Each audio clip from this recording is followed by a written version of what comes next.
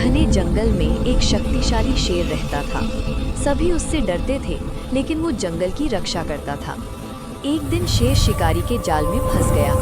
गंभीर रूप से घायल, उसकी दहाड़ भी कमजोर पड़ गई। जंगल में सन्नाटा छा गया। तभी आगे आई एक छोटी बिल्ली, किट्टी। सब हंसे, ये क्या करेगी? लेकिन किट्टी ने डर नहीं माना। उसने अपनी चालाकी से जाल के बंधन ढीले किए, दूसरे जानवरों को इकट्ठा किया और शेर को आज़ाद करवाया।